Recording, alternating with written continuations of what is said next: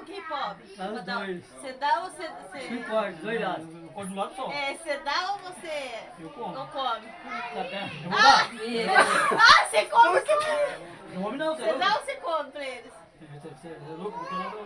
Acho que você vai até teia. Que ele dá. Pega um óleo de Que ele cozinha. come. Dou pancada. Pode cozinha. É bom passar no cabelo. Não tem ali fazendo tudo. É, Não, já. fogo. Débora, Não, mas tio, já tá liso já, ó. Tira essa almofada daqui. É bom. tá esquentando tudo. Aí, Tô pegando fogo. o senhor vai até abraçar você Ai, mesmo. tá pegando fogo. Mas fica bonitinho Deus, agora. você não tem pra teu irmão bíblico? Ai! Mas um xuxinho agora, que linda. Ele é sortudo depois bebe, ô viado. Jesus, que praga é essa? Que praga! Né, Bia? Pronto, tio. Tchosco, que lindo. Vamos lá passar um olhinho. Olha fora. Eu pego óleo lá. Calma aí, ó. Ficou com o cabelo da tia, mas você não Deixa ele pegar o Sacola, olhinho. tio. Vai assim, cabeça. Ficou lisinho. Ficou lisinho. Que horror, caralho. Ô, meu Deus do céu. Eu vou falar pra Ô, tio, você coloca um bonezinho aqui e fica... Não, tá. Esse rabo é especialmente pro Johnny, pro Ah, toma Fonga, aqui. Pega o rabo e dá pra os Miguel Ortega, o Bonete Ortega. Vira aqui, vira.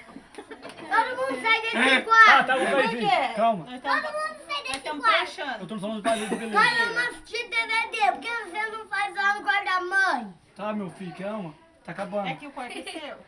Ai, me dá uma DVD. Aqui é meu quarto. Aqui é bem. seu- ah, mas O deve que ter você acha, coisa. Jéssica, do rabo do seu tio? O Nossa, tá uma biba. que você acha, Isabela? Fez Ô, tá. Ai, vou brincar. Fique no O último. que você acha, Eduardo, do rabo do seu tio? Ficou feio, boi? Horrorizamente. horrível. Ah, já fala a verdade. Você, Natan? Tá horrível. Tá Eu tô horrível. feio ou bonito? Horrível. Horrível. Viu? Tudo E o Parece que? aqueles homens lá do... Que homem? Não. Ele é um Pronto, lobisomem. tio. Olha aí, ó. Paga meus 5 reais. Lobisomem ele é. Não é, dona Michelle? Paga meus 5 reais. Dois, três.